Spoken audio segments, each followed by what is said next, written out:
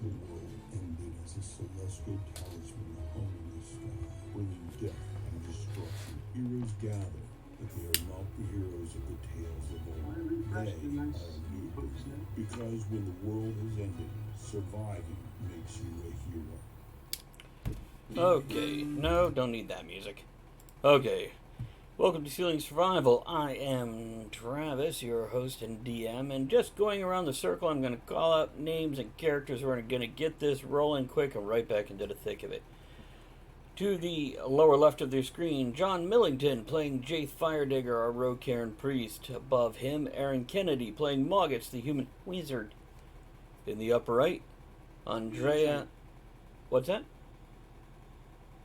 Wizard. Yes. In the upper right, Andrea Lachette playing Lolly, our Rokaran bard. And in the bottom right, we got just like a party full of Rokarans. It's a Rokaran party. We have Chris Hall playing Cavalon, the Rokaran monk. I'm gonna dress like Snow White. Well, you relive your prom however you need to, sir. It's, $20 is $20. That's a cheap prom nowadays. Well, I'm not paying for it. Yeah. Somebody is, one way or the You can other. promote. John? So she can promote it. There we go. I want to do another quick bandwidth check, make sure everything's coming over across okay. Aaron, if you just want to watch, I'm about to put the cigar in my mouth and you can kind of do a countdown. Is it buffering a lot? Yeah, I'm at least 30 seconds behind. Because what I'm seeing here is very bad bandwidth, and I'm wondering what's pulling my bandwidth. Could just be that night. Well, this night. Is everything else blocked? Yeah, it is. Sorry, is the cigar 20 bombing? seconds Okay. for the cigar to hit your lips.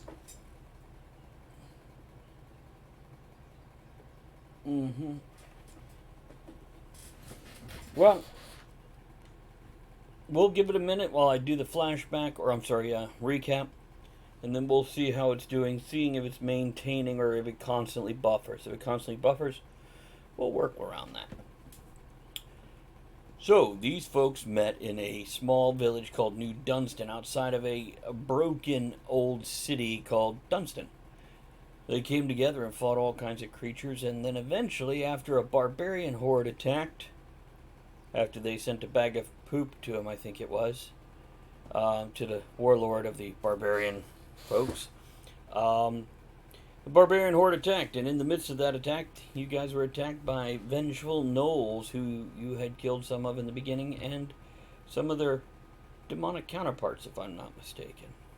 I remember correctly. Correct me if I don't remember.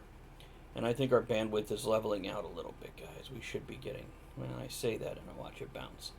Hey, Trin, how are you? Good to see you. We're just getting back into the D&D game. After that, you guys went west to the mountain range, Rolling Mountains. Had some interaction with a couple of dragons, and a lot of gnomes, and some very eager goblins.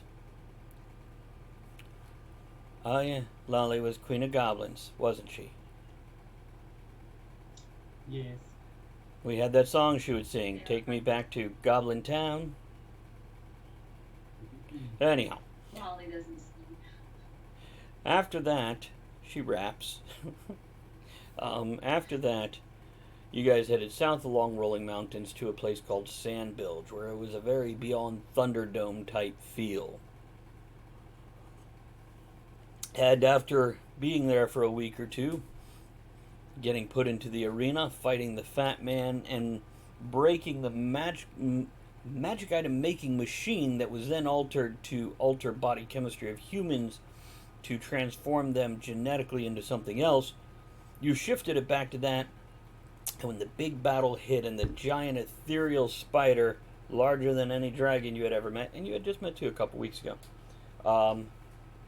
broke reality as Lolly tried to pull you guys fat out of the frying pan.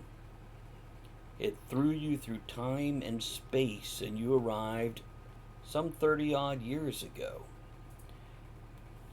where you met the Yak Men, traveling south along the Rolling Mountains, which would be very, very, very north of where you are in the Rolling Mountains now. Well, were then, and then, or before, or after, or something.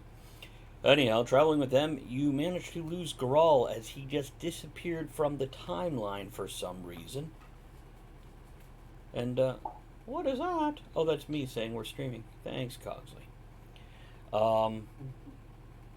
We had that happen.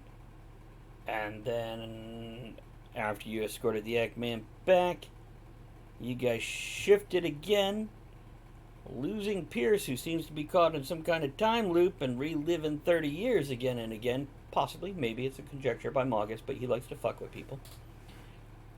You guys appear slam, and it is like a door slamming. That's the pressure sense you get in your ears. And there, Jaith and Mogget appears with Lolly. Lolly drops to her knees, sweating and swearing and giggling. She seems really pissed, but somewhat amused. Jaith is queasy. It's horrible. He doesn't ever remember being queasy, and if he did, he'd deny it anyway. It's, Mogget's, on the other hand, is proudly chugging that burning crap he likes to call alcohol to keep his lunch down. It's his way of not vomiting. You drink something worse than what's coming up, and it all stays down. Which actually, by the way, is honestly Aaron's logic for beating a cold. If you drink enough alcohol, it'll kill the germ. This is why homeless. Chemistry, alcohol is a solution. So it's not the problem anymore then. Now, as you guys, in this blinding flood of light, with this boom of a slam of a door, you feel the hot sands under your feet, the sun immediately beating down on you. As your eyes are blinking clear, there is a group of people in front of you. There is another Rocairn, who, the sound, as your ears clear, you can now hear him cheering, and you could see the coalescing form of a mug in his hand as he's toasting you and drinking it while leaning on a small keg. Behind him is a familiar but more broken and wizened figure that you all recognize as Lefty, but his whole left arm is now a shriveled husk, and you can see a red glaring scar across his throat and a chalkboard around his neck. And I think that accounts for all of us except for Ty the Woodsman, that is standing off in the distance under a handheld umbrella, and you see he has a silver arm from about 3 inches below the elbow. And it flexes, full functionality. And there you guys are. Kavlon, Lefty, and Ty the Woodsman. Does anybody even remember Ty the Woodsman? Fucking extras. This is the guy that, like, warned you guys of the barbarian horde about to attack New Dunstan. Still nothing.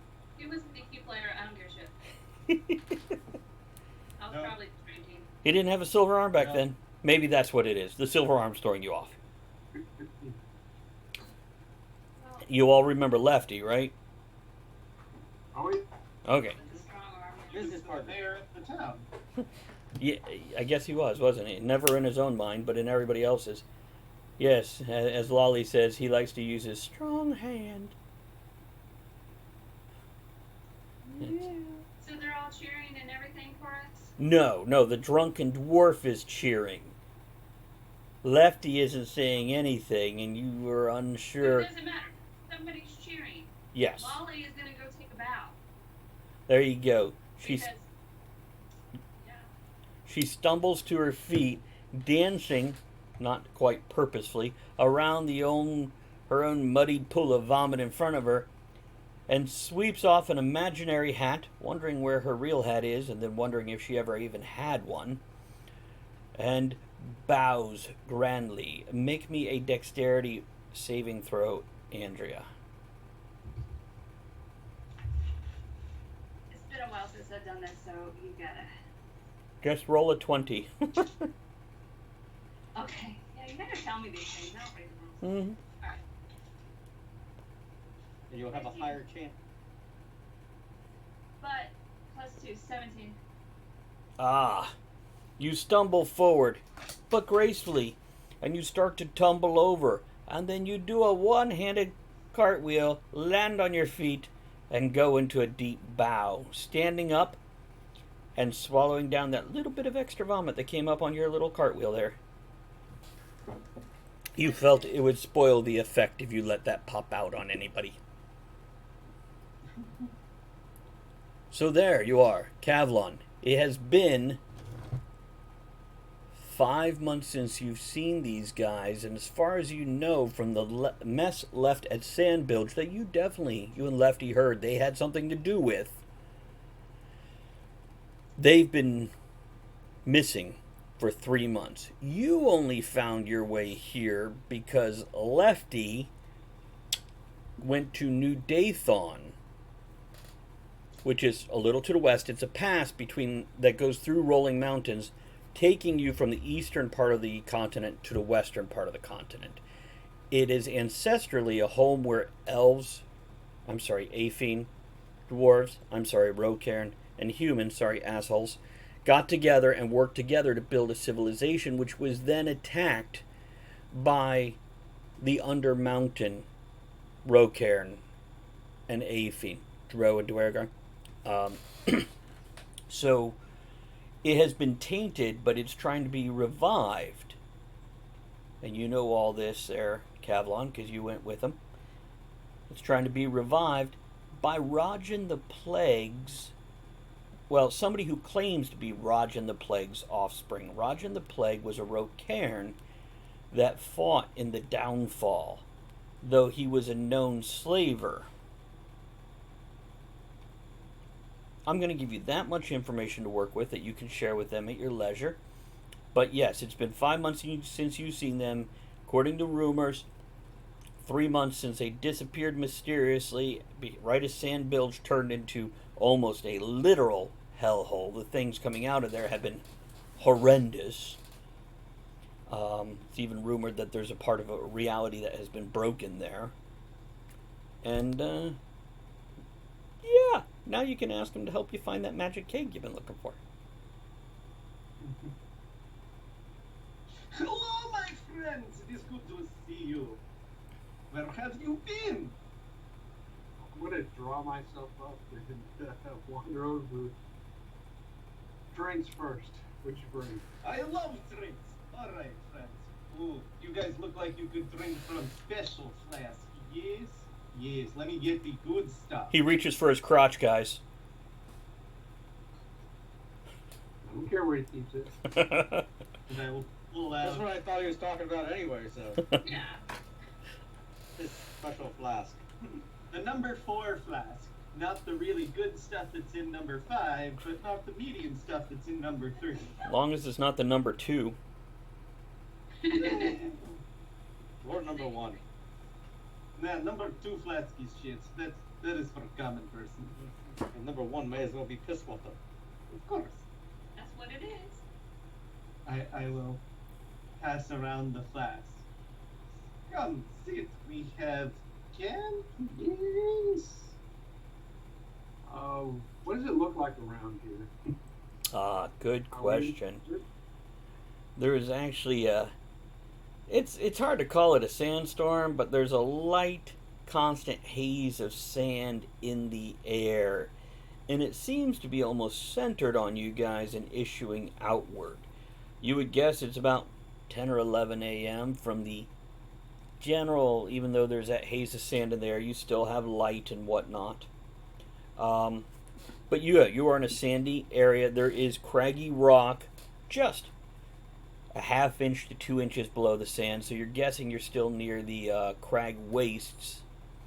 So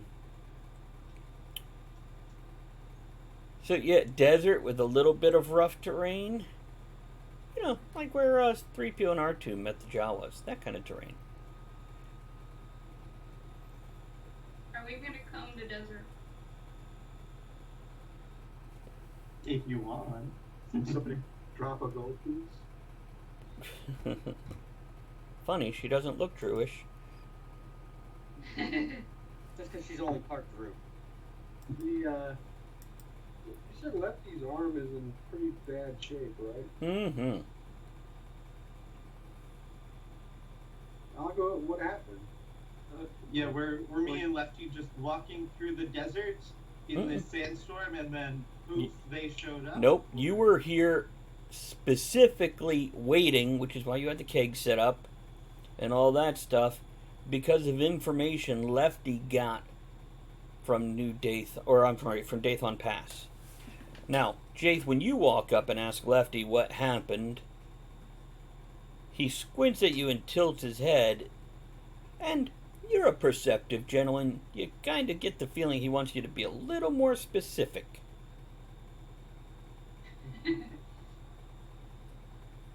When we left, that wasn't that way. I pointed his arm.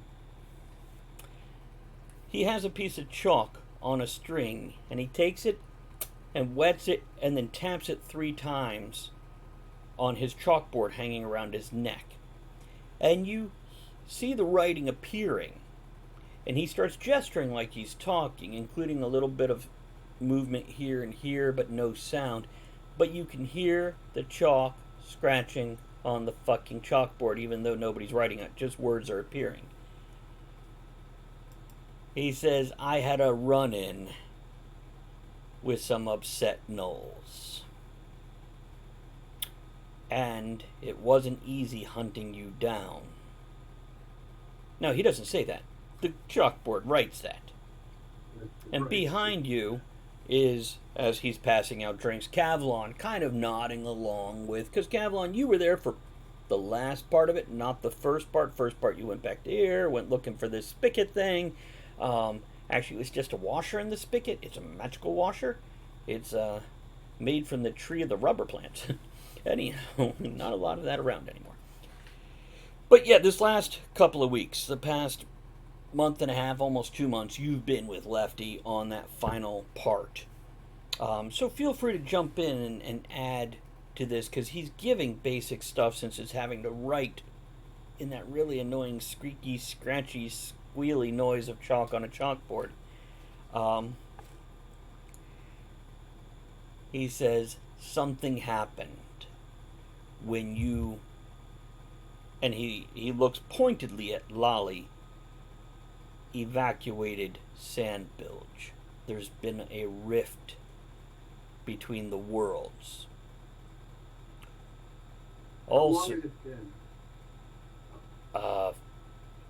the chalkboard wipes itself clean, and it has a little puff of white go up from it as it does. And then it says ... That's a rather personal question.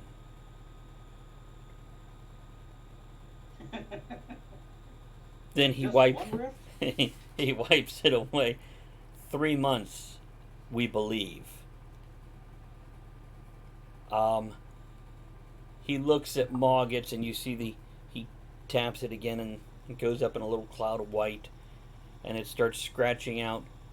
We're unsure, but we're confident that it's multiple rifts, but nothing large. A lot of little ones, possibly. Oh, okay. Dathon has invited you guys to them. Dathon Pass. You see the little, like, pointy up arrow, and pass puts itself between the 2 words. You know, Dathon Pass invited you there. They feel they can work with you to help you, and you can help them. Rushing off to Sandbilge is an option, and Jaith, knowing you, it's an option you'll be looking at very strongly. But it might not be the best option, or it seems I received a pigeon 30 years ago from Moggets, saying Grull is missing in the mountains. You will understand this when Sandbilge falls. I investigated where this pigeon came from. There is a lot going on in that region. It seems there is some kind of demonic ogre overlord that is sacrificing the locals to a warlock who has contact with powerful demons.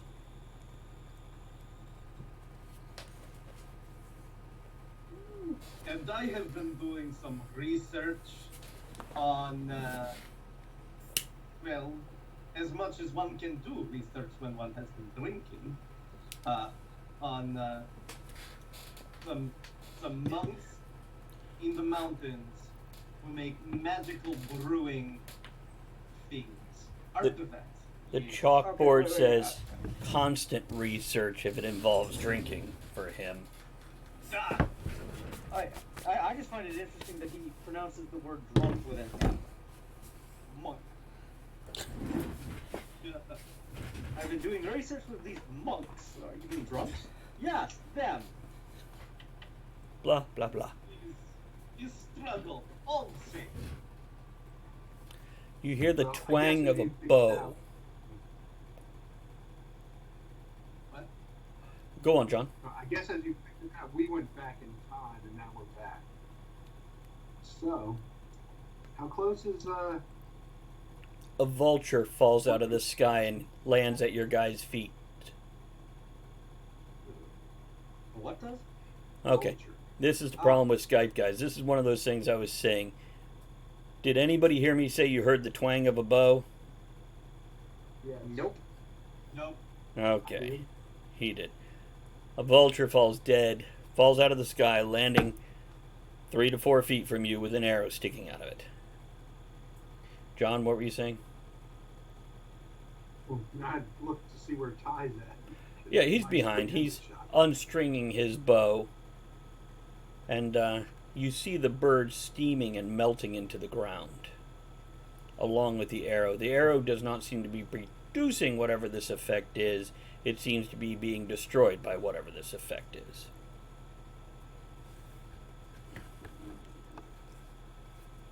Well, it's a time shift. We need to help try to figure out what's going on. Where are the monks at in relation to where we're going? I'll ask They are Captain. in mountains north of the pass, if I remember correctly. As Kavlon goes on explaining, and you know, he's really good with alcohol. He's a smart fellow. But when he hasn't been somewhere, he doesn't necessarily get it right on the first description, especially once he has your attention and can draw you into his story. And he starts expounding on, yeah, it's just north of Dathon Pass. So if I do this, and I'm just going to put a few mountains here, that's what the big letter A or upside down V's are. Consummate V's, consummate V's. No, I need Bob Ross Mountains, please. They're happy. Happy mountains with lots of shading on the one side. Less sand. I'm going to make this simple and easy, and I will show it to you. Mist. There's always mist at the bottom of his mountains. Now, if you guys, I think that should show well enough if you can look at that. You're going to see at the very top, right up top, 2 weeks to where Grawl was. And it seems like the monks he's talking about is probably north of there. But over here, you can see, can you see sand bilge on that? No, it's It's starting all to- real fuzzy to me. Yes, So. it's on top, right from where we're. Okay. I saw it right before you moved it. It's right next to my middle finger there. Sand bilge, Dathon Pass down here by my pinky, and right in between it is where you guys are. So, but yes, his monks are north of where Grawl should be, and not too far. And matter of fact, Jath, you're pretty sure. You remember how when you first appeared 30 years in the back, I said if you went just a little bit north, you'd hit a dwarven stronghold? You'd think that's where he's probably talking about.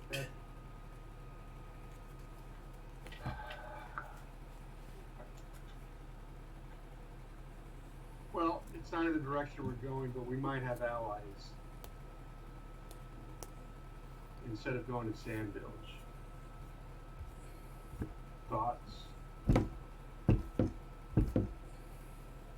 I don't care where we go. I am happy to see my friends again. I have full stock of cake. Yes, it's very nice. I will follow the cake. You know what? Away from friggin' opening portals as best we can. Sand Village seems like a shithole. Let's avoid there. Oh, we're going to Sand Village just later. Oh, sorry. Let's avoid there for now. It's South it is. very good. Okay. Great, let's go back to the base. So Kavlon turns, puts 2 fingers in his mouth, pulls them out, spits the sand out, rinses his hands off with a little water, then rinses them in beer and licks his fingers, and then puts the fingers back in his mouth and lets out a piercing whistle.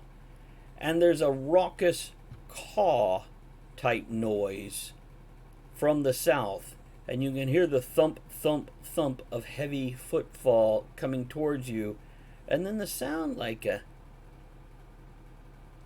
I don't know, a prepubescent pterodactyl.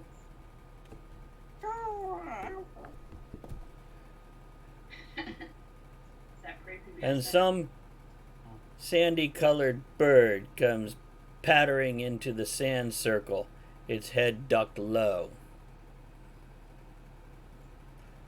You can see the Hammer is held high. No, no, this is Steve. chicken dinner. Steve is friend. You can also see the brass tag that Pierce had put on it, claiming it as his own.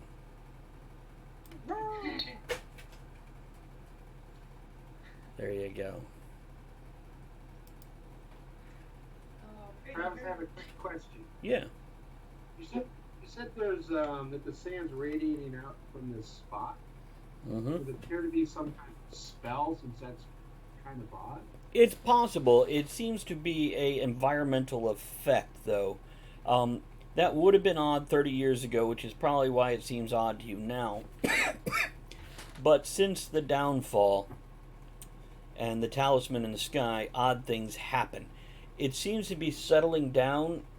If you had to put 2 and 2 together, you would say this is probably some effect of whatever the fuck Lolly did, where she didn't even join you when she did it. Somehow she launched you guys through time, and that's going to create a bit of an energy hiccup, you know, when you come and go. So you're guessing that There's always an energy hiccup when I come. All spurts in there. and that's when you hear the scratching of the chalkboard behind you again.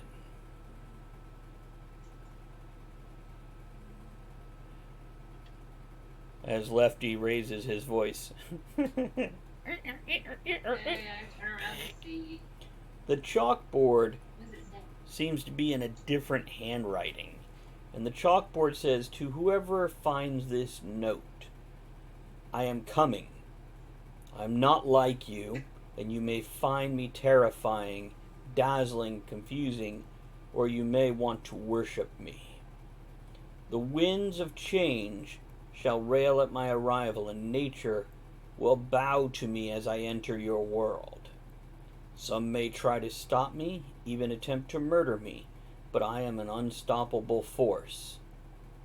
With me, I will bring knowledge beyond your comprehension and shall change everything you know about the world. Anticipate my arrival."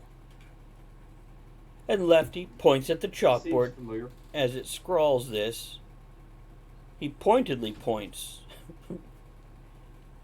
And then once you've Is that all... my handwriting? I don't remember writing that. No, it's not your handwriting. Sounds like me. It's the same note. We assumed it was you. Eh. Okay. So I what- was sitting there drinking Pet and Steve. okay, Lefty, why do you have a cursed chalkboard?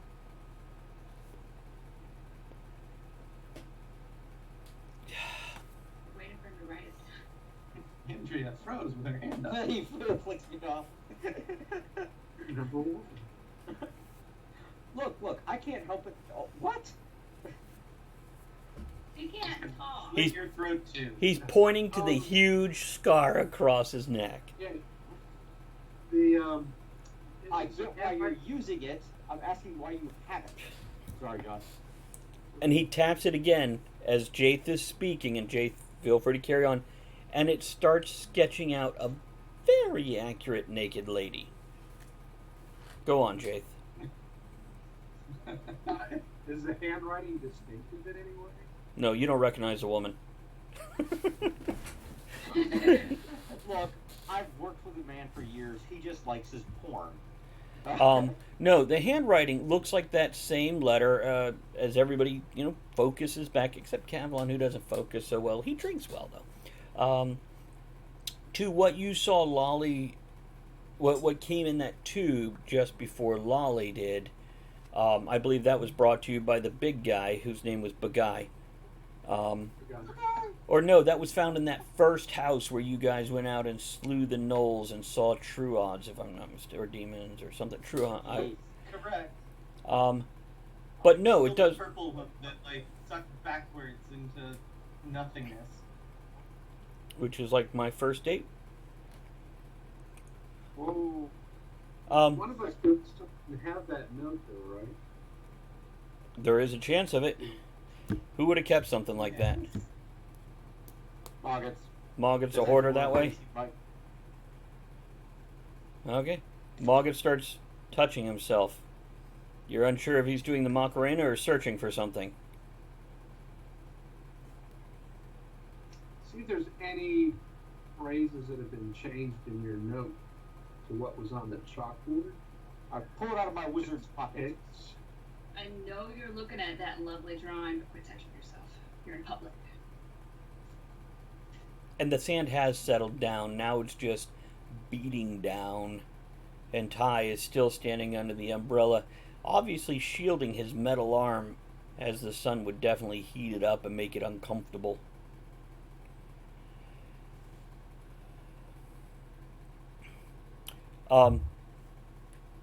Lefty taps 3 times again and begins to write, "Are we camping here till dusk and traveling at night, or are we traveling during the day? Both have their dangers."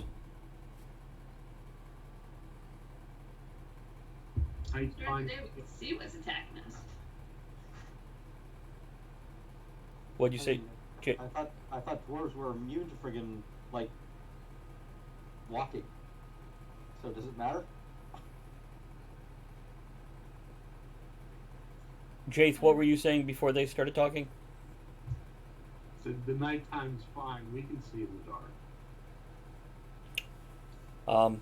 In that case, he goes to his equipment, and then he turns and throws a merce at Andrea. Oh, I've missed this. And he starts unrolling a tarp and a few short sticks, probably 4 foot tall, and setting up a lean-to in the sand and putting equipment around each pole and putting it so the wind is coming towards it. You guys know from your time within this desert, you will have to shift that multiple times a day as the wind changes directions, but at least it'll give you some shade. Jaith, it's up to you. You know you're going to be more comfortable without the heavy armor on, especially in the sun and the heat, but you also know you can take it. So that's your... Like a man. What's that? I said like a man. No. Sorry. Jaith. Hey guys, let's start going to a little bit more of the hand-raising thing, which I hate to do during a D&D game, but because of technology. Let's have Jaith and pass it to Andrea. I'm going to start stripping the armor. Okay. Ready for drown. And I hate to do that because it's hard to get a smart-ass comment in. So just keep an eye out for quick hands and smart-ass comments. Move on quick. Andrea, then Chris. I'm gonna look for apples for my verse. Where? I don't know. In her bag. In her wizard's purse. inside her Merce. If you don't have any, Okay. you might consider bothering Jaith. You remember him making some kind of food for people at one point in time, or Moggits. Okay, I'm gonna ask everybody. what were you gonna say there, Chris? I will take Steve. From behind. And, what? From behind. Yes. And like offload my like camping gear that he was carrying, and start setting up my little camp and get under the shade with him and make sure our keg is close at hand, and just keep drinking the whole time. When you have more than one tent, the favorite way is to create a corner so you can actually put them together and block at least Right. 50% of the direction, if not 2/3 of the direction, depending how many people have to squeeze under there. What are you doing there, Moggits? I'm pulling things out of the Merce. Oh, Its other pocket. It may be neighing in the background. I'm glad to see you Find you're apples. glad to see you're wearing protection. I don't know where that PPE. Merce has been. At least for the past 30 years, you don't. Okay. Anything anybody wants to talk about or do during this? We're going to give John a moment to wander away, take care of that, so we'll focus on you guys. You guys, as I said, it's probably 10 in the morning. So unless the sun does something weird and disappears at 2 p.m. or something crazy, which it does on occasion, it's not unknown, is there anything you guys want to do for the next handful of hours? Lolly. Okay. I'm going to reach into my Merce and pull it right side out so it's a hearse again. A horse. So it can walk around, because 30 years is a long time to be stuck like that. Well, it's probably only 3 months for him. And also, Andrea, you're very much troubled. As much as you're very happy-go-lucky, where were you and why did they go 30 years into the past without you? Your contraption isn't supposed to work that way. I have no idea where I was. Right, that's my point. So it's kind of bothering you a little. That's all. But yes, carry on with your Merce. I'm going to take him for a walk. All that good stuff. He's been traumatized by Moggits. That's what he's saying. Oh, Lolly. I was traumatized by Moggits. I love that man. He's got a hand like an ogre lady. He doesn't keep it out where you can see it, though. Oh my. What about you there, Kavlon? I mean, drinking in the shade. Very good. Pretty much what he's gonna do. He's Rip Van Winkling. Here's I mean, for some. probably cuddled up with Steve so that like Steve is under the shelter and I'm nestled in with like a mug in one hand. And Steve will kick some sand out from the edge of the lean-to, creating a little divot, waddle down into it, then using his wings, cover himself in about 3 inches of dirt. So only his head is under it. The rest is actually sticking out, but is covered by dirt, creating a bit of a... And it's not as easy as it normally is, because as I said, just a couple inches down, you've got hard rock. Yeah, so this keeps him busy for at least 45 minutes, though. That and... I'll watch him. I'm having fun. yeah, If I've got like a map, try and maybe see where we are and where we've been and where we're going Oh, back to. oh, yeah. But I'm just gonna keep on drinking Cool. the whole day. Yeah, and you definitely want to keep Steve busy, because otherwise he tries to pick the bugs off your head, and his beak is the size of your fist. So that's not always pleasant. Yeah, especially when he aims for the beard. So it's how you've leveled up as a monk, just blocking his preening. Shwa, shwa, shwa. It's Chris is frozen in a very interesting. He's not on mine. Okay, just on mine. It could be my internet. You know how this goes. So what about you, Moggits, over the next potentially 8 to 10 hours. Well, for the first 2.5 minutes, I fondle the Merce. Then I take a smoke break, a short nap, and then I go, okay. So I look at the spot that I actually want to go, and the spot that Jace wants to go, and I completely agree with him. Oh yeah, we should definitely do that. That's the plan. That's the perfect place to go.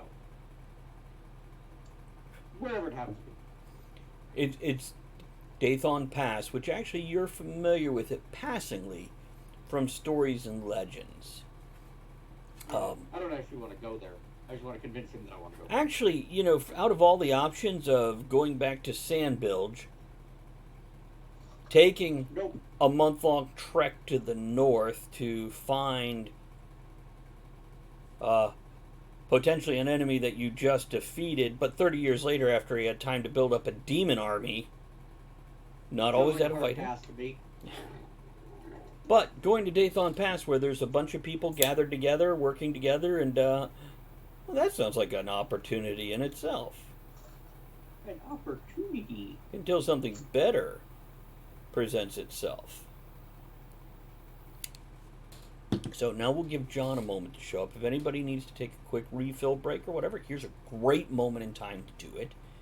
And what I'm going to do is let everybody know. Thanks for hanging out. By this, when I say everybody, I really mean Trin. Hi, Trin. Thanks. Hi, Trent. It's, I don't even know if Trin is still here with us. She may have meandered off. I don't know. Anyhow, for anybody watching, hold on, I'm looking at other features here. Hey, she's got a Birds of Prey picture up on her background. Well, for everybody watching, don't forget you can catch us on podcasts, and that information is down below the screen. If you are listening to us on a podcast, don't forget you could join us live for this Dungeons & Dragons game or other games on Sunday nights at twitch.tv/Travis Tavern Talk. Other than that, I want to do this for Andrea. Oh, Andrea, you probably don't have Twitch up at the moment, do you? Because of bandwidth. And we lost Andrea. Instead of unmuting herself, she has left the channel. I assume she'll be back in a moment. Let's find out. But now that I have you all to myself, what are you wearing? Inquiring minds want to know. Here's you. Let's get some wise words to guide these poor saps through the desert. Alright. Welcome back. We missed you. You have a Yoda on your back. Oh, man. It's pretty easy to click that hang up button instead of the unmute, isn't it? There we go. And the quote that I pulled up is quote number 44 by Andrea. Yeah, you do. Now, hold on a second. I've got to switch people's names. I think Chris and Andrea are trading places now. There we go. Put that up there. Skies of blue. There we go. We played musical chairs on the I'm gonna screen. go with Andrea's in the sky. Oh, She's twice as high. Just take a look in a book. It's reading Rainbow. shooting out of her. Not reading it. I saw a thing about LeVar Burton where he like swore on Twitter, and somebody's like, "Thanks, 2020. See what you made him did? The Reading Rainbow guy's swearing." Okay, now that everybody's back but John, we're still kind of stuck in that same moment here. So here's what I want to talk about. Kavlon, you have a line on at least 3 magical drunken artifacts. Okay, they're not actually all drunken artifacts. They're artifacts for like some other shit, but you're pretty sure if you got them together with this other stuff you got in mind, you can make something like a magical collapsing still, or a still that looks like a giant spider that follows you around. Not your best idea, but it's something you can do. It's well, you think you could do. Well, you think they could do it for you if you told them how. It could happen. Moggits, you have seen Uh-huh. Grull disappear from existence. Now you heard Lefty mention that, or I believe it was Lefty. It might have been Kavlon. One of them mentioned something about Grull up north. Oh no, wait! It's coming to you. They mentioned the ogre demon overlord talking to a warlock. That's not necessarily Grull, by the way. You just thought Warlock Grull and it stuck in your head, so you're like, oh, they mentioned Grull. No, they didn't. They mentioned a warlock.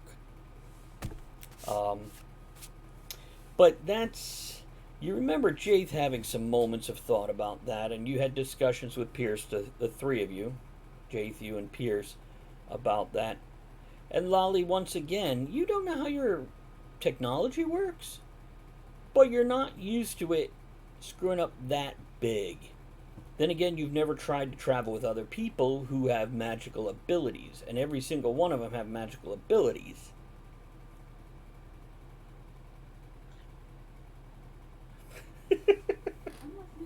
I know you are. Oh, he's upside down. Anyway. Yeah, that was really bothering us too. God damn it. Bothering me, goddammit. He's GCD. Goldfish. There's Wordwin. Good to see you, sir. We are burning time as I recap a little bit for them, waiting for John to come back because we kind of need him for this next part because he was planning some shit. And then we're gonna pick it up. Probably like 2 hours after everyone's like settled down. Uh-huh. I'll start going into like the long story history of what I've been doing and how like I met this guy who knew this guy who sent me to this library where I found this book. And this book says if we like, Where's the book? well, I had to leave it with the guy. But Right. in the book, there are some brewing artifacts. Well, these monks, they were brewers like magic. So I'm pretty sure we can find all of it, and I'll just go and ramble on for like 2.5, 3 hours One of the things he rambles while drinking.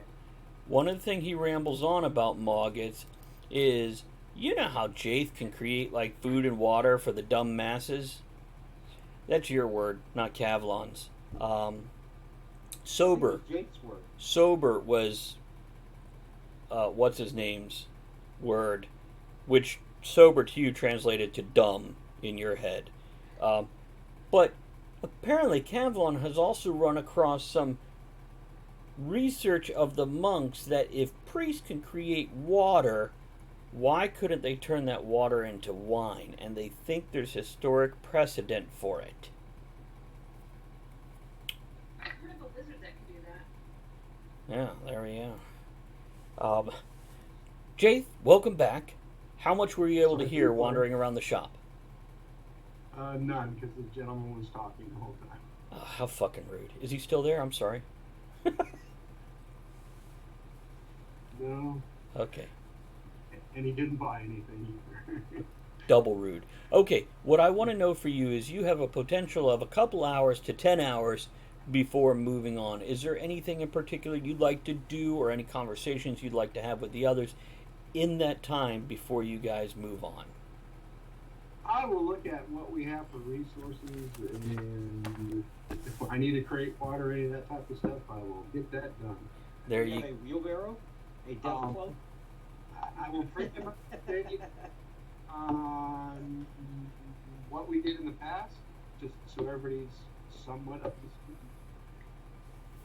speed. And rocks out here in the desert. so, Can you well. can you do that for me? Which I realize all the players do know, but I'm very curious to hear what Jaith is going to narrate in this, and keep it as more of a human tale than a Rocairn tale, because I don't actually need a 10-hour recitation of everything. I've cut it down to 8. Let's see. So you guys are aware of what we did in Sandville, correct? Well, Everyone is aware of what we did in Sandville. Yes. alright. Shortly thereafter, we were, well, Lolly was kind of the try to rescue us. Somehow that put us back 30 so years ago. We had an encounter with the Yakman. We helped him get back, but there was an ogre chieftain that unfortunately escaped. So I don't know if he's somehow still tied in with what we're going to be doing later on. But we know that it's north of possibly where the monks are at. I don't want to get too far into it, but we're back now. So the key thing is finding out how this is occurring, or what's caused. Us. Just assume it's us. Or not us. I like to assume it's not us. We couldn't possibly be involved in any of that. We weren't even here when it went down. Moggets, Yes. when Jaith is doing his rendition of history, of the past, of the future thing, that's when that thought I mentioned to you hits you about Grull. Yeah.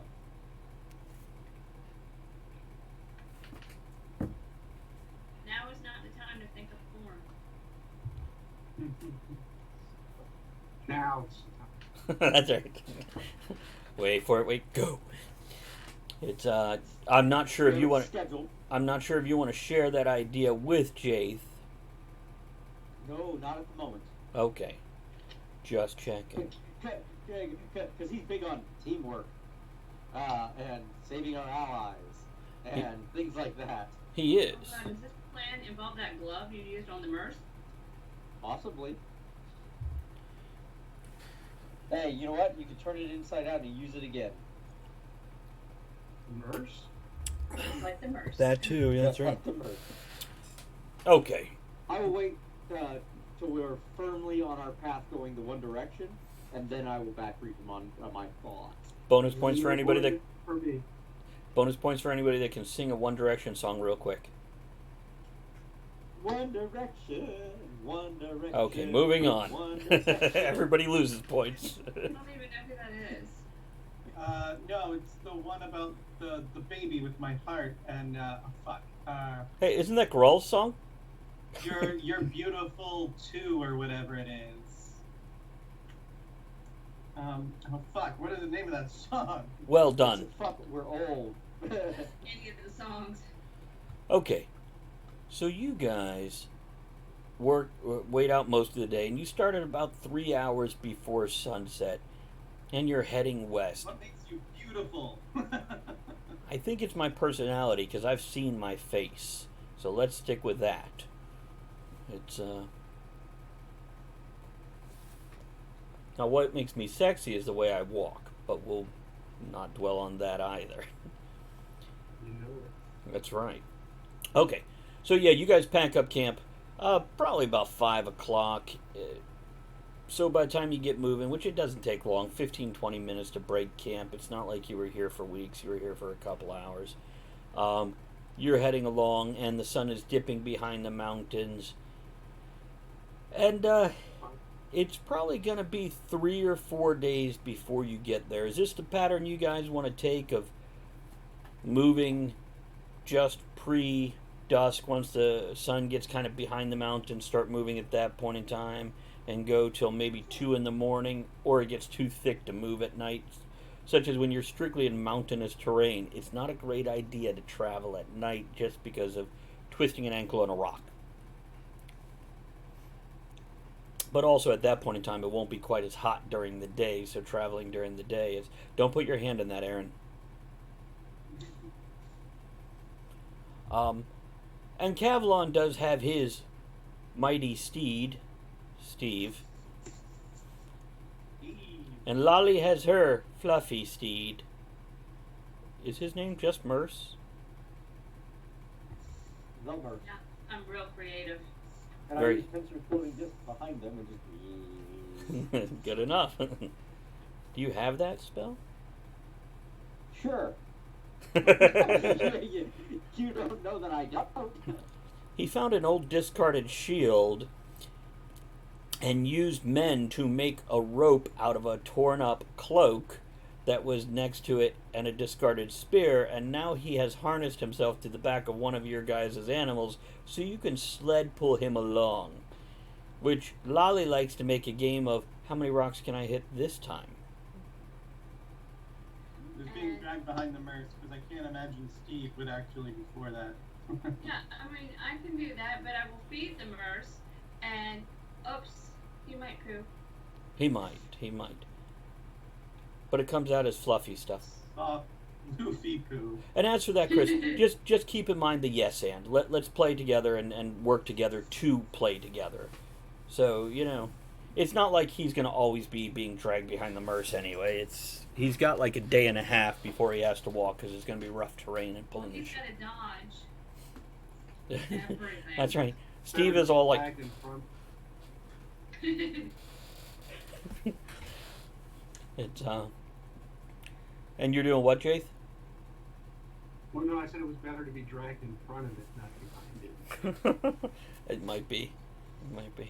It's, of course, if you are dragged behind the large attack chicken, at least his goose grease makes your shield go smooth for the next 20-30 feet before it runs out of lubrication. Whereas when the Merce Just drop an poos... egg. That's right. Extra life. Wait, that's just in Joust. Sorry. Whereas when the Merce poops, it looks like giant pom-poms.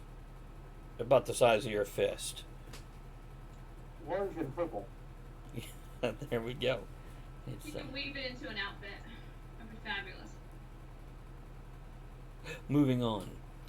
The next couple days, you guys travel, and you do run across the odd creature here and there. Ty doesn't say much. He tends to trail either way ahead, out of sight ahead, or out of sight behind, and he tends to scout a lot. So you see him every hour or two as he's just leaning against a scrub tree as the mountains start to come into view and it becomes more rocky and less sandy. Or, you know, he suddenly appears coming off from one side of you where he was scouting something else, and he lets you know of, you know, oh, there's a rock fall up ahead, we should go around, or there is a small band of goblins, and if we come in prepared, we could take them pretty easily, and that sort of things. And you guys do have your skirmishes with the things that you find in the mountains. The funny thing about the one group of goblins you ran across is they were all 8 feet tall and stick figure thin. They looked like badly made scarecrows on stilts. And they were hard to look at because it looked like some god or being took them and stretched them. They didn't have extra meat or flesh. They looked like they weighed just as much as they did when they were 3 feet tall, but now they were 8 feet tall. I shouldn't have done those experiments a few years back. You mean in college with that guy? That was okay. It's natural. Oh, I'm talking about after college with that guy. Okay. Different experiment, whole lot less fun. Now, let me ask you, Kavlon, what is the one thing you're really wanting to go for first? What is it you want to talk these guys into getting first? Do you need me to refresh you on some of the stuff we discussed, or do you remember some stuff? I do need a refresher because I don't remember all of the things. He wants the butt chug of endless beer. He wants the what? The butt chugger of endless beer. That would be that experiment in college with that guy. Right, but it's obviously the closest one. Seconds with Charles. And it can be duplicated. Okay, so a couple of things. It all ties into the stuff you've already talked about, like turning water into wine or water into beer would be your next step, but you wanted to build up to that for them. Which I think that's something Jaith missed as he was crinkling his armor to get it off in the heat of the day. But apparently, Jaith, in this trip, you learn that Kavlon has found historic precedents of priests who could create water, as you can, but there is legend of a priest out there who could turn water to wine. And the next step, of course, would be turn water to beer. Or if you ferment wine further, not ferment it further, if you distill it further, you get hard alcohol. So this is something he's curious about. Now, Chris, you still with me? Because for me, your camera froze. Yes. Okay. Yes, I am. A couple of things. A link tap. That would be a tap that you could just hold in your hand or stick into the wall or whatever. Not your penis. And it is magically linked to a large barrel somewhere else. Preferably like a ton, T-U-N. Or a closeted alcohol barrel. That would be a smaller one. Also a flask that randomly fills with different stuff each day. So it's surprise shots. And then the collapsible still with the speed setting. Something that can fold down into a box that weighs, maybe 12 or 20 pounds. And then magically just unfold into a still. And it has a speed setting. That's your big goal. Right. But these other things, I know a spell. I know a spell that can help us with this. We just have to get the parts. There's a spell where it allows us to freaking make a pup tent, okay? But the pup tent doesn't exist here; it exists there, and you just fill it up. But we just have to create a link between the two. But as we get better ingredients, I can make the pup tent into a house, or a mansion, or a big ass tower. Now, But I mean, we could. Morgan, something you can conjecture is you can make this look like whatever you want it to look like. It will be designed to your personal taste. So you're wondering if you could take it and turn it into a watertight container. That's exactly what I'm talking about. Yep. The problem is, how long does it last for? And if you give up some of the finery and fancy stuff, maybe it will last longer. Or how do you find magic to make it permanently locked in place? And that's what I'm trying to get. So, what do you think? You think we could do that? I met with the right Sounds stuff. interesting. I met with Okay, the right let's start stuff. this. So I would say that the top two things, after discussing among everyone about it, would be the magic tap that fills from some other location, and then the rando flask. Now, by other location, Moggets brings up the interesting thing of this. So, perhaps you create another tap that you put in somebody's keg in a bar, and that's your link tap. And if you can create a dozen of these, even when that runs out, you could tap the next bar thing. Yes, Moggets? I know the perfect spell. I know the perfect spell. Perfect spell. Okay? No, it's one of the first ones that we kind of learn, or at least they show us. And they used to do this for entertainment to get people to come and become wizards. Okay? You take a hat, like so, and you reach in said hat, and you pull out a cat. I bet we could do that with booze. I want that hat. You hear the chalkboard scratching behind you as you're walking and discussing this. Moggets. Oh, so what we do? Do you okay? just ignore it then? Oh, for the moment until he goes tap tap tap or something like that. There is a tap tap tap as soon as you start Oh. talking again. And Yeah. What is it, Lefty? he points with his strong hand, and it says, "Did you say pull out boobs?" You can do that too. New words appear. I mean- I'm in. I mean, you could. Yeah. I mean, we could do one right here, and you go pow like that.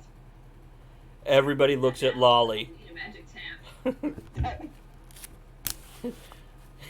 You'd need a very magic tap to have Lolly do that for you, I guess. I mean, I worked on the spells years ago, and here, let me show you the stunt cock.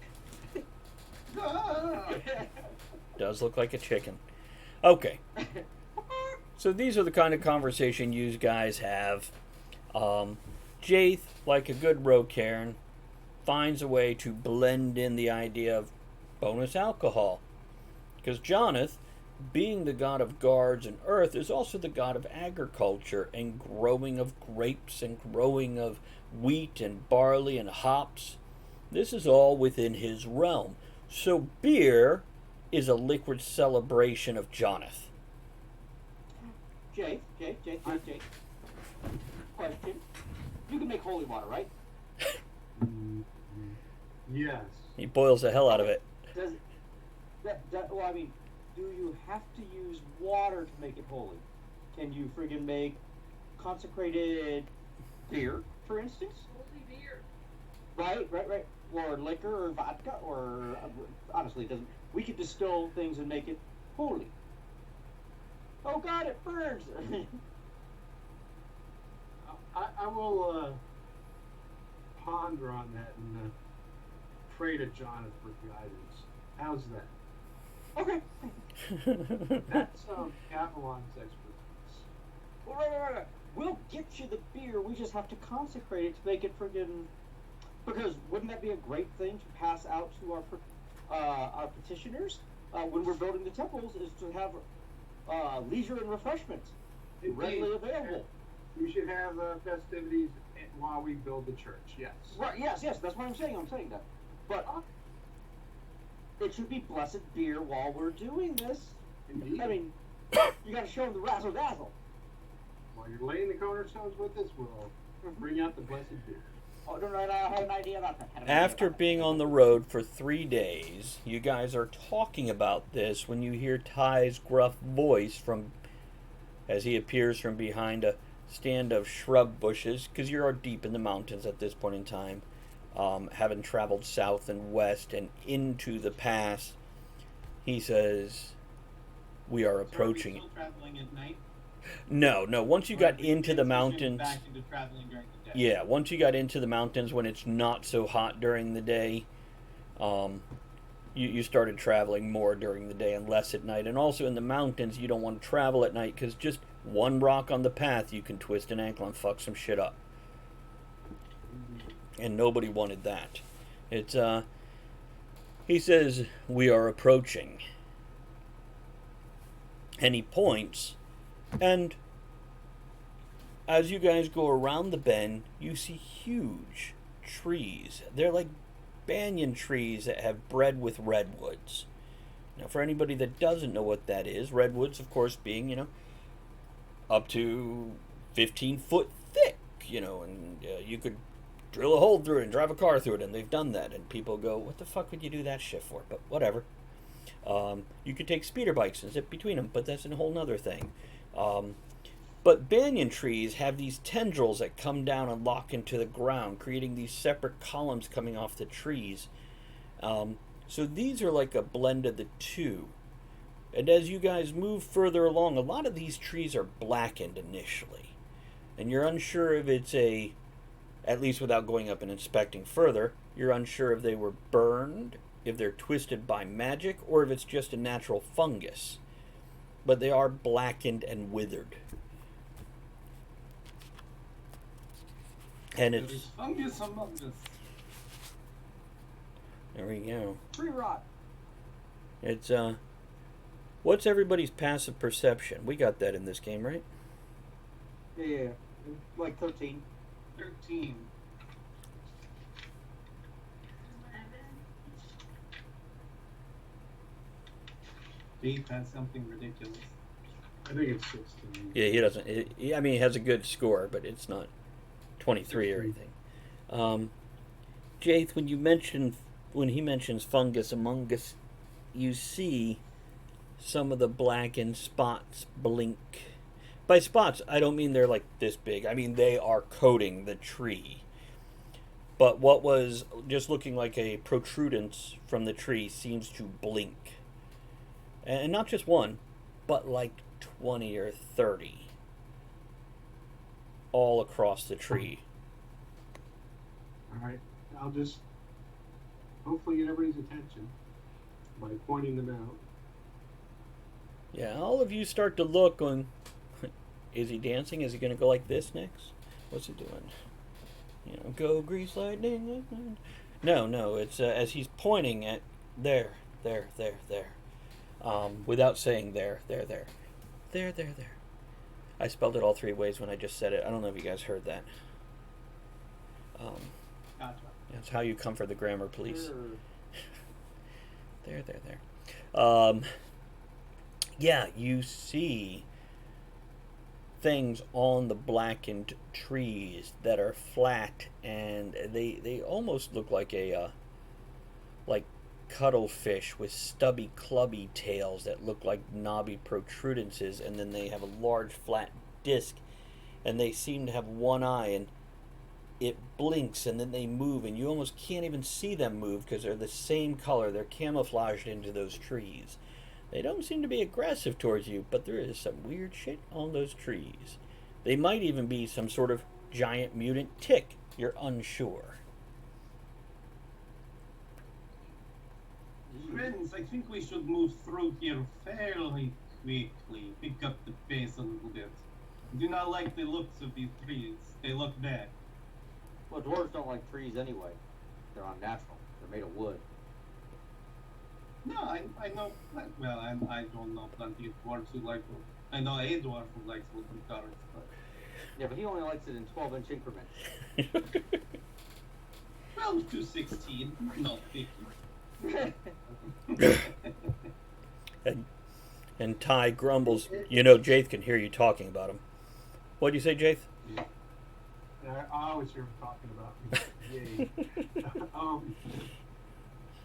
It is daylight out, right? Yeah, at this point in time, it's probably 2 in the afternoon, 3.5 days after you guys got together initially. And Ty and Lefty have told you guys, as well as Kavlon could confirm this, you're still probably a day away from Dathon Pass proper. Only a day away. Now, I mean, we can kind of think about what relative size is it stretched out to. I mean, is it huge? When you say it, what do you mean? The tree or the thing? The blinking eye. About the size of a dinner plate. Oh, so they're not that big. No, the creatures themselves Not are that probably big, only it's about... like the size of a face. Yeah, it's about this big. Dinner plate. And looking at them as you Oh, pass them, and now that you've seen them, over the next 2 hours as you're traveling through this blackened stretch of trees, you see hundreds of them. And they're not all gathered together or grouped together. The most you ever see grouped together are probably 6 or 8, and they look like, well, you didn't get close enough to look, but maybe they're eating something. You don't know. But there are no flowers on these trees. There are definitely fungus. And does anybody have any kind of intelligence skill? We can go with Arcana. We can go with History. We can go with anything. Go ahead and give me a roll if you want to try to discern what the fuck is going on with the trees. I have survival. Take it. Yeah, use that. 17. Try my nature. Jaith, you want to roll anything? Or are you just good with checking out the 20 pretty? inside. I care what they're going to do to us. Okay. I rolled a 10. Andrea? I rolled a natural 1. Very good. Andrea, you're pretty sure these are mythological creatures from the stories that your grandmother used to tell you about trees that would attack people and throw apples, and these would be the cryptic, monstrous puppet masters behind the scenes that were controlling intelligent trees that would throw apples at young children that tried to pick them. Yeah. They were often associated with a hag that was green and liked to wear pointy hats and didn't like water. Jaith. Were they made by the wizard, Oz wizard? Well, he was an odd wizard. Wizard of Odd. Yeah. His name was Ooze. Which is different from Wizard of Id. Wizard of Id was different. He hung out with a short king and talked to a hairy prisoner in the dungeon. No one remembers that comic strip? Okay. Anyhow, Jaith. These, you would say, are animal intelligence or just a little above it. They're feeding, and they're not looking to attack anything. You would guess, are probably scavengers, which means you build the fire up a little more that night and maybe even put a little small outlying fire, or at least get everybody close to the fire so they stay away. If they have anything intelligence above animal, it's probably more of a craftiness, as some scavengers have. Aaron, I just tell you, if we don't bother them, they probably won't bother us. you rolled a what, 16 you said?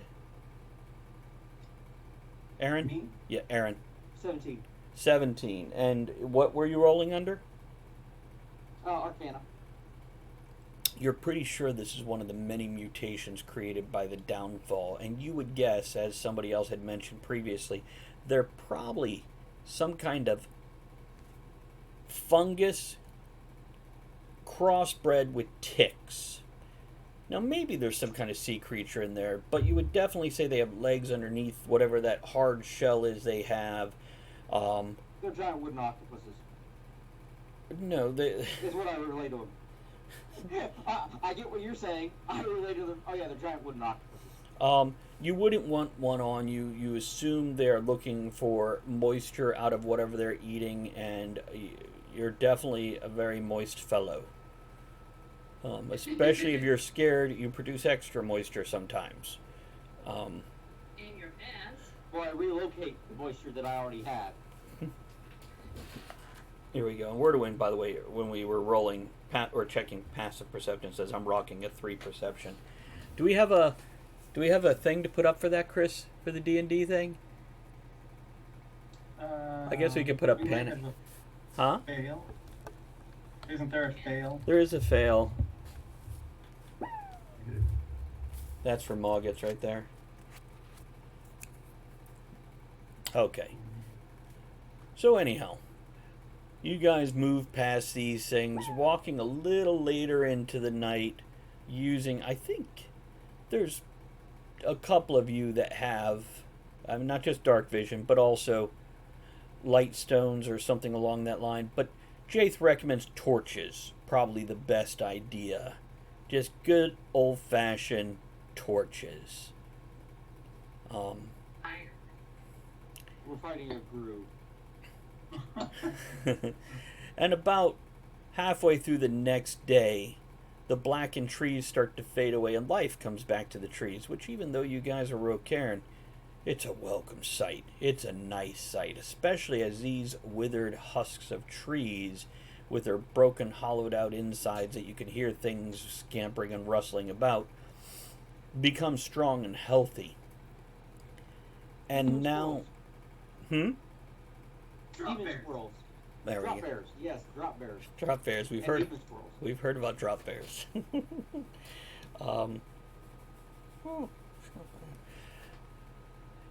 You guys start to Normally not in see. the southern hemisphere, though. You've never been to the southern hemisphere. It's that's where the dinosaurs are. True story. You had a friend that went there. Anyhow, The Savage Land. sort of, yeah. It's where Kazar hangs out. He also has a knife named after him. And his brother, Fubar. Anyhow, you start to see the Aphing magic. Now, Chris, Kavlon has been here before. He was only here for a couple of days, but you know what they're about to see, and it's fucking impressive. It is the broken remnants of 3 societies at their height who came together to cooperate. There is some beautiful things. Well, they were once beautiful. They're still fucking impressive now, but they're not what they were. Hey, Side 7 Gaming. Testament to failure. It's, So yeah, as you guys get closer, you see some of that Aphine magic on the trees, and those banyan-like roots that come down are now forming sculpted pillars. And they're wrapping around the tree to create walkways. And they're small and subtle in the beginning, but as you move further into Dathon Pass proper, you start to see this. And give me a second, let me flip. Flip.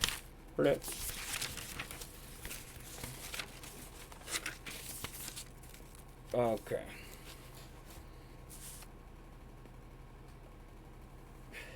when you're about 2 hours from it, as Lefty and Kavlon, not so much Ty, he doesn't talk a lot. For a guy that has no vocal cords, Lefty talks a lot. And you can tell by the annoying scratching sound on the chalkboard around his neck. But you're warned to expect patrols, to expect to be watched, to expect to be stopped possibly. And, yeah, they're... Okay, Lefty looks straight at you, Jathan, and says, don't kill him. Unless necessary. Then, you know... But it shouldn't be necessary. I hope not. Came here to make an alliance. Kavlon goes to explain that they like to have a show of strength because you have to have that in this world nowadays. So, you know, by letting them have that, it's helpful. And it's only probably 20 minutes after that conversation when one small Aphene, probably a little over 5 foot tall, wiry, steps out, and he has a dagger on him. He has a white sword, shorter than a long sword, longer than a short sword, and slightly curved like a saber. And he has bark armor. But it's not like the Dacium, which some people would call wild elves if they wanted to insult them. It's not like the Dacism. This is highly ornate wooden armor. It's the difference between that beautiful German scroll work we see on their wardrobes versus just, you know, kids putting on bark. This stuff is beautiful and well crafted. And he steps out and he says, halt. And then he repeats it in Rocairn and human. The first was said in Aphene. Which stop is a common enough word amongst all languages. Even if you guys don't speak Aphene, you understood that word. I see a lot of nodding. Is everybody going to go ahead and slow their pace and stop? And just Yeah. stop. Okay. He looks you I'm over. riding on Steve. I will tell him to whoa and come to a stop. Do you do it in a in a Yosemite Sam style? Whoa! Whoa, Mew! Whoa! I said whoa! I said whoa, Steve. Whoa. So, he looks you over, and you can see his eyes shift to the tree line above you and beside you as he pauses, not necessarily expecting anything from you, and it feels like an awkward pause. Then he says, I see you, Lefty. I see you, Kavlon. Are these the demon hunters and world breakers that you sought? Yes, these are my friends. We are returning to the city. Huzzah. You will return in. I will send word to Fankin. He will meet you at the edge of the pass proper. You will allow him to guide you in. And you know the Aphene, though they throw a hell of a party and, really, some fine damn wine. I mean, if you're going to give some respect for Aphene wines. And brandies, amazing brandy. You wouldn't think it, but they have some really good brandy. And so do gnomes, by the way. But you've gone off topic in your head. You pull yourself back on, nod, and Words? Yes. Great.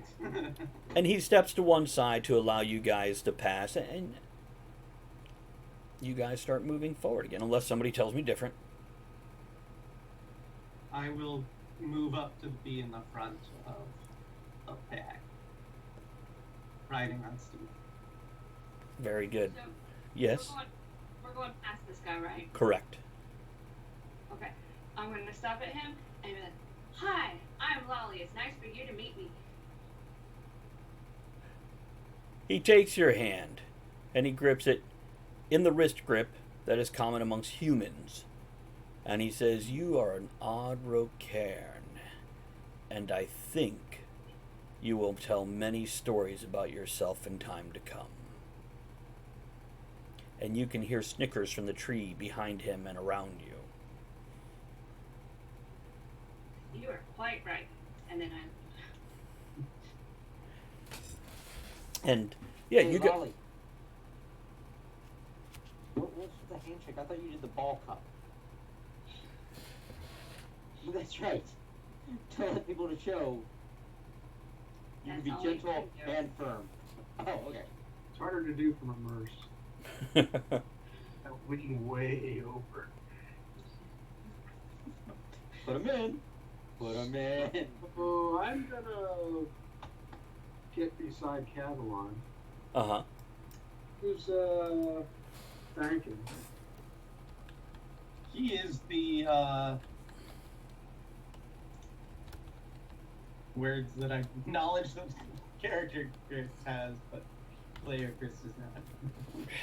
He is like a third-tier assistant to Rajan the Red, the guy who runs the place. And he quite often takes in new folks and gives them a little tour. new folks? People who are new, first-time visitors, and he's really good at ferreting out people's motives. And there have been times he has brought groups in, and the next day the group is hung with no charges. And but usually, he tours you around the whole damn place, shows you the whole place. He did it for you there, Kavlon.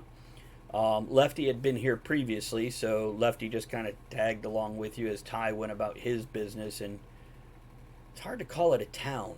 It's hard to call it a fortress. But you guys, they'll see what you guys are going to. It's something very, very different. So, yeah, there you go. Play that information. He's a guide. He's got connections. And, yeah, don't be too weird. People die when they get too weird around this guy. Or something. You said Rajan the Red, correct? Correct. And who was the black? Rajan the Plague Right. This is his son, right? claims to be some sort of descendant. Yes. Oh, okay. Got it. There is discussion about that when Rajan the Red is not around. But Rajan also, you all know this, even Lolly would know this. Rajan the Plague is a name that was handed down, like the Dread Pirate Wesley. I mean, the other Dread Pirate, Roberts, that was handed down. And one of the most famous ones was the very first, who was a gladiator who won his way out of the Everyway Arena, which was supposed to be an impossible task. It was a rigged game. And he actually had an uprising of slaves, because he was a slave himself. And he took all the slaves under his care, and he fucking attacked the city that he broke out of, one of the largest trade cities on the continent. And he headed out and away. And it is said there's two sides to this story.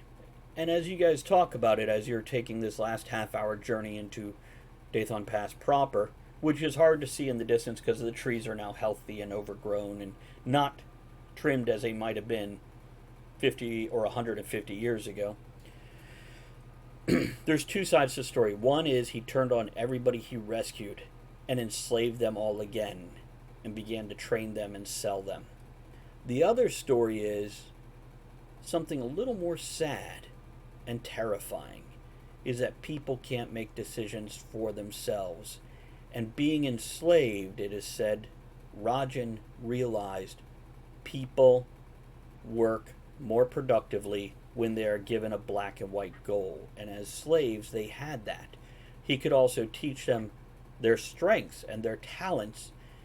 It was handed down from the one plague to the next. With any slave sold to somebody, a contract was given that you would treat the slave well, and any abuse you would get retribution from Rajan the Plague. And there was many bad masters who died suddenly and their slaves freed.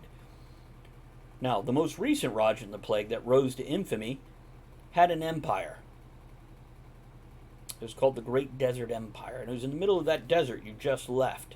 And it was said that he had his slaves brought out there, and they patted the sand with their hands till they bled, and that blood soaked into the sand, and they made stones out of it, and they raised these stones into a great fortress, where he continued the tradition of capturing slaves, even overcoming over other slave bands and taking their slaves into his to train them and sell them.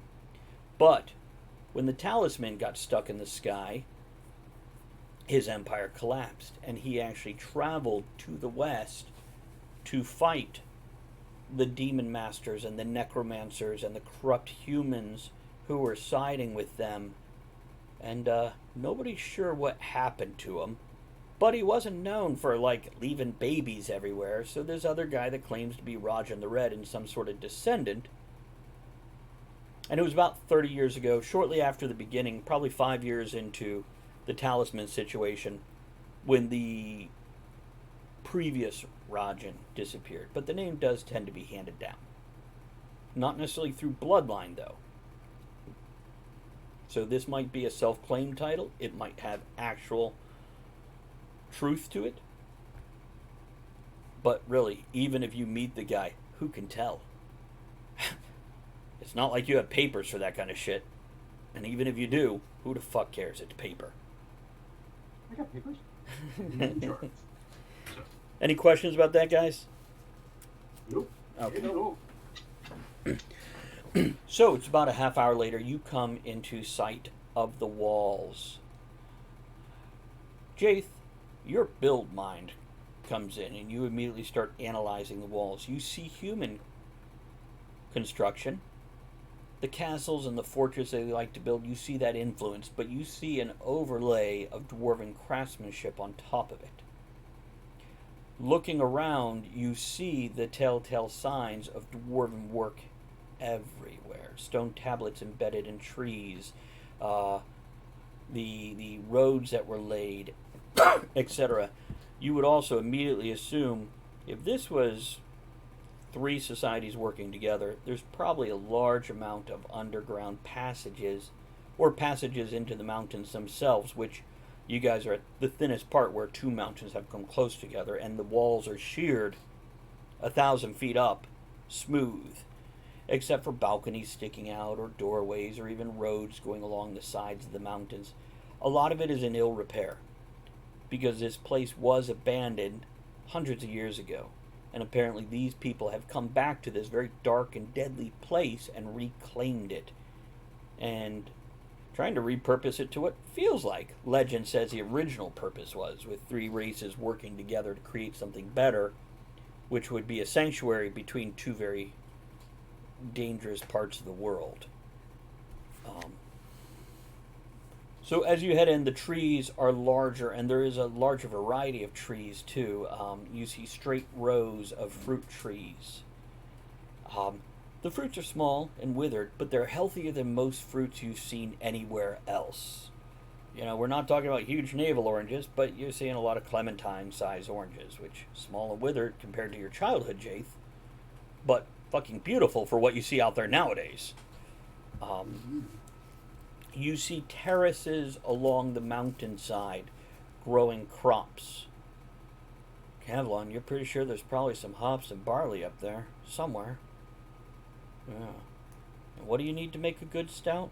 You wonder. You were wondering last time. You're wondering again. Wonder they have it. And, oh, sorry. Or all of the fruit wines I could make. Or all of the brandies. Or all of the schnapps.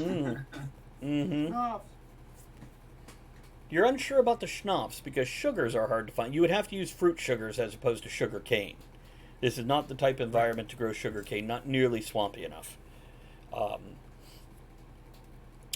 Yeah. I'll tuck back onto the route where you said while it drifts off into the... And also, as you come closer, there is now traffic. There is people. At first you're like, look, there's dozens of people. And then you realize there's hundreds of people. As you look at the walls and you see the patrols and the guards on the walls, and there seem to be groups of 3 militia or soldiers or something, but they're uniformed. They're not neat, tidy, exact matching. It's definitely some piecemeal armor going on, and they're a little more casual than some formal Kingsguard of old. But there's definitely structure and organization and some sort of law here. And they're all probably the same color, even if it's not like the exact same color. It's like close enough. Like you join in and you got something red, you're wearing whatever red you have. Yes, exactly. And you do see a nice mix of races and humans, Rocairn, Aphine, which are very rare because most Aphine totally withdrew. But you've seen probably 3 dozen Aphine in the first half hour as you make your way to that first city gate.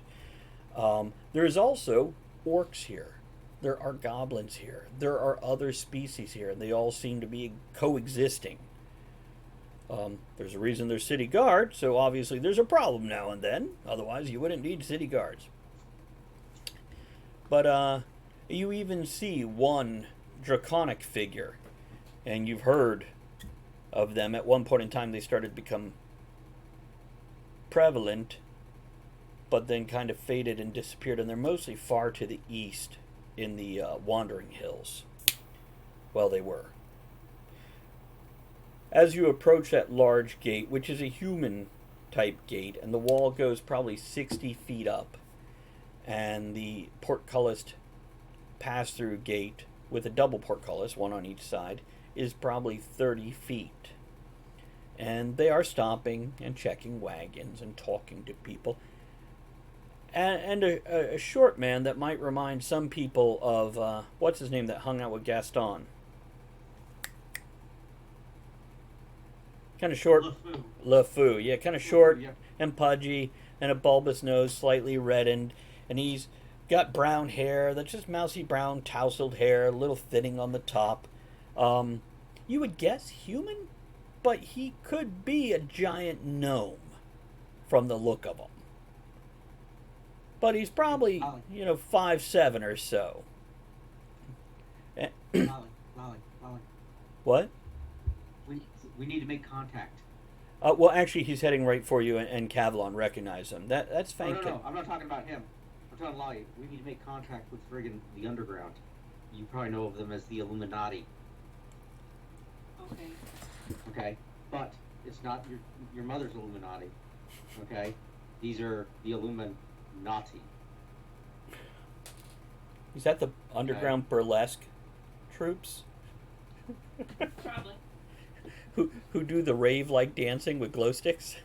The Illuminati. The Illuminati. We gotta track them down. They're gonna know what's really going on. I'll get right on that, Rose. At least she didn't call you Karen. So yeah, Fankin. I'm a sharer, not a Karen. Thank you very much. He's also a grower, not a shower.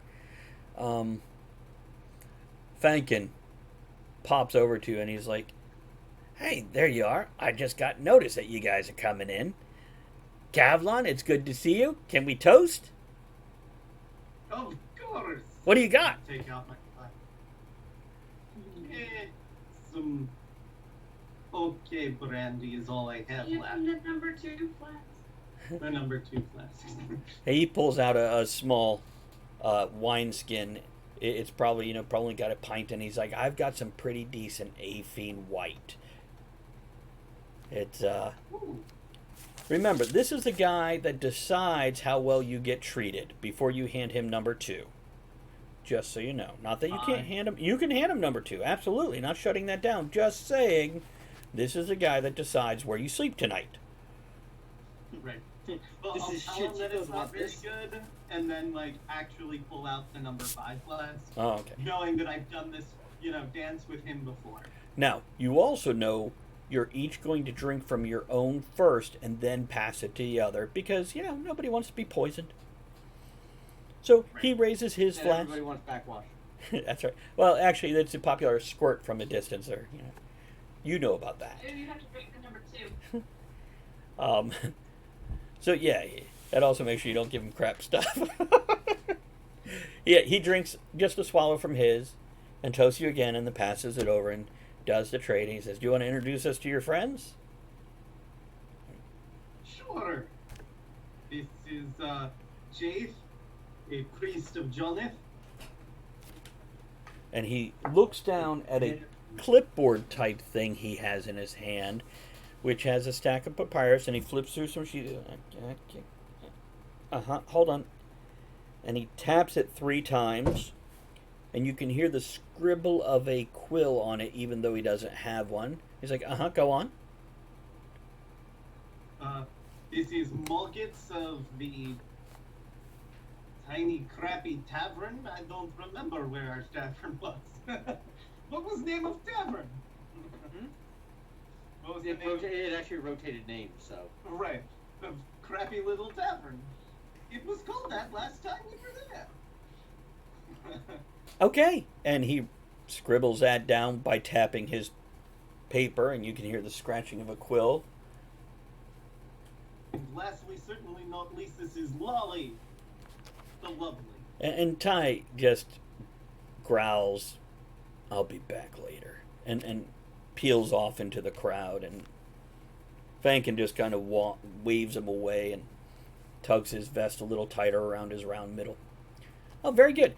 Now, what else do I need to know about them? You know how this works.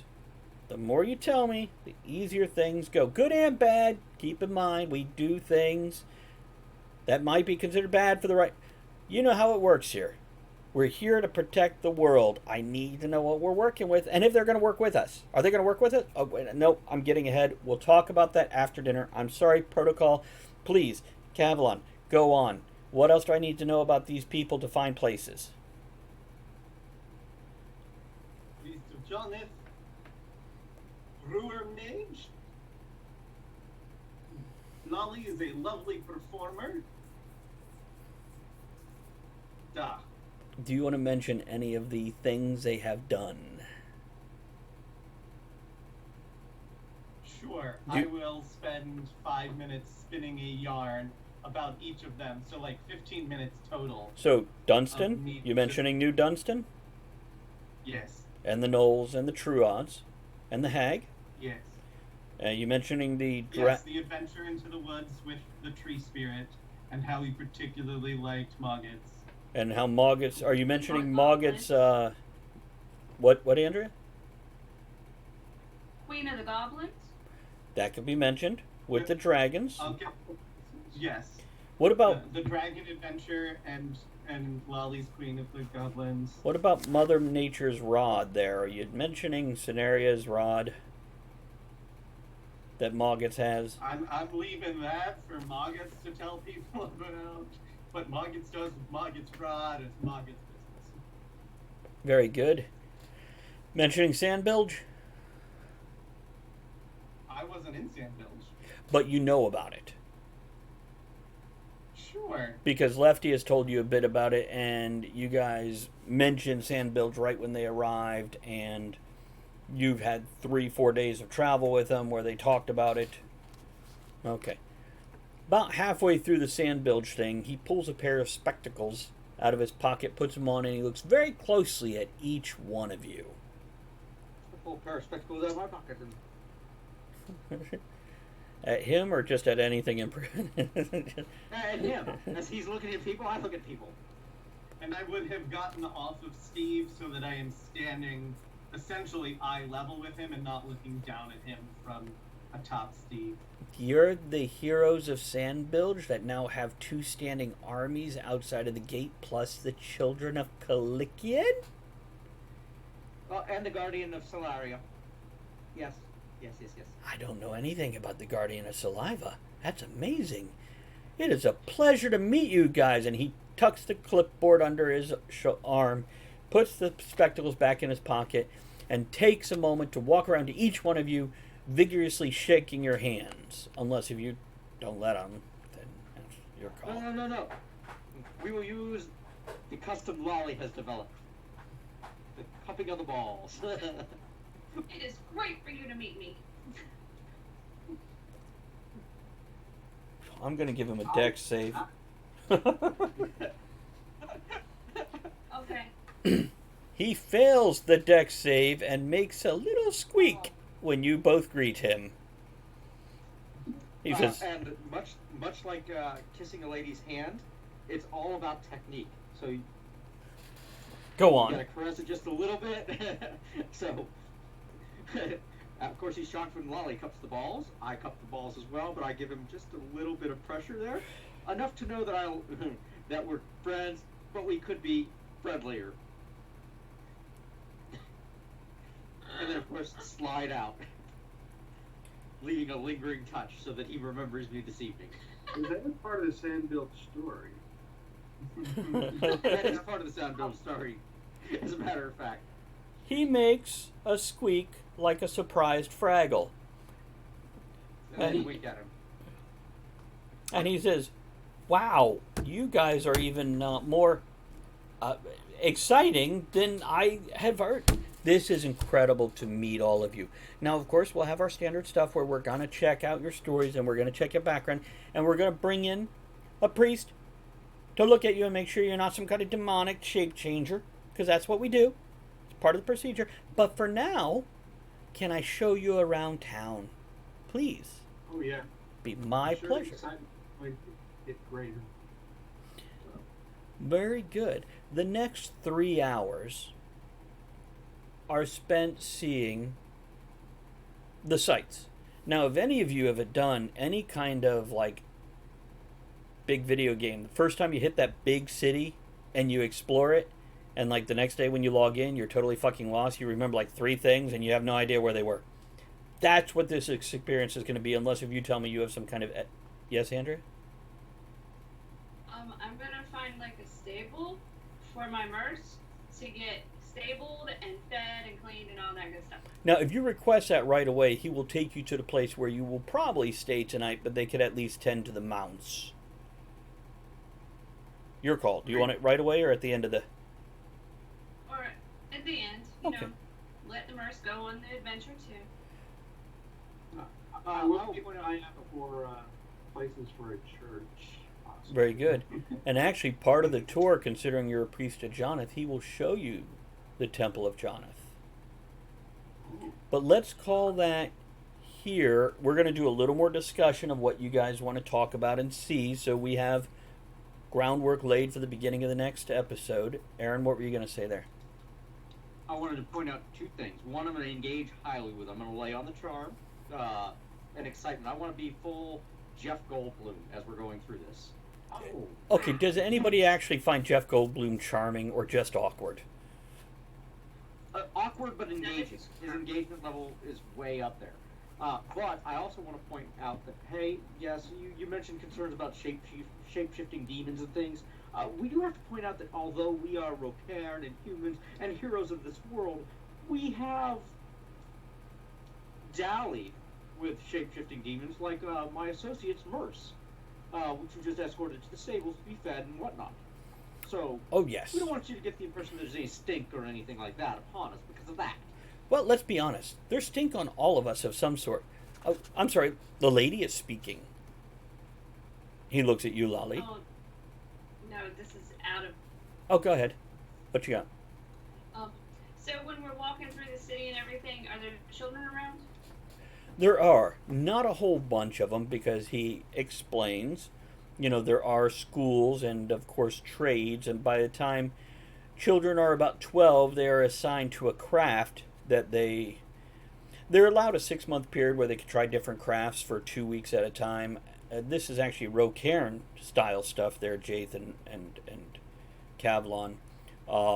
You find their strengths and you move them into a position where they're interested, engaged, and possibly have some talent.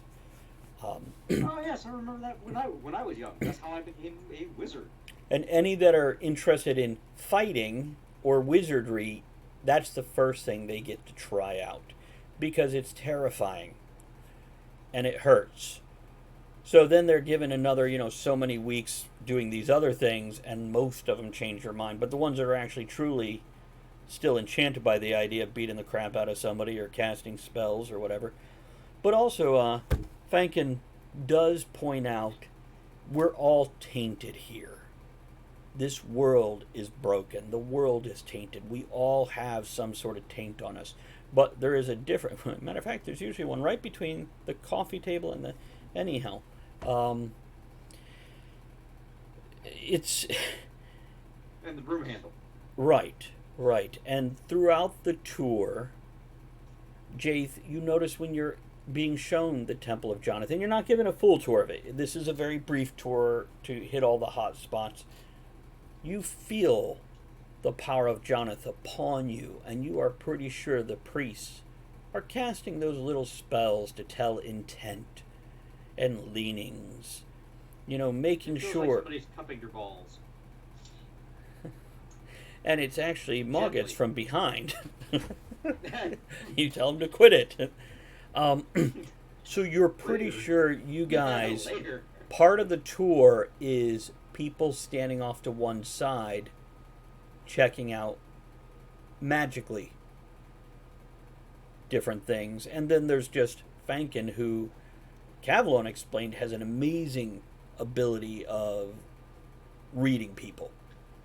And his interaction with you guys, though he does seem to be a little awestruck and a little hero struck from you guys. He didn't apparently know your names, but he knows your deeds. There has been reports of the two He dragons. knows my D. He knows your niece? But anyhow, we'll end it here. Any closing comments or thoughts or directions that you guys want to give before we cut this off for the night? Andrea? Yes. Okay, I made some notes here. Because, you know, my Merce, there might be many like it, but nobody's ever seen them. And because his poop is like fluff balls. Maybe they're fascinated by it. Maybe they collect them. Maybe there's a new fashion going around before we leave. Maybe they taste like cheese. Probably not that, Moggets. But, Andrea, here's what I'd like. A performance roll from you, please. Performance, okay. Mm-hmm. I think you have like a +7 or a +9 to it, if I'm not mistaken. I do. I'm just trying to find. D20. No, I'm trying to find performance on here. Okay. So, Just roll high. 23. It's amazing. Um, Yes, Moggets? as she's performing, I would like to bullshit in the background. No, that's what Assist her. that's what she's doing. But okay, give me a bullshit roll to assist her.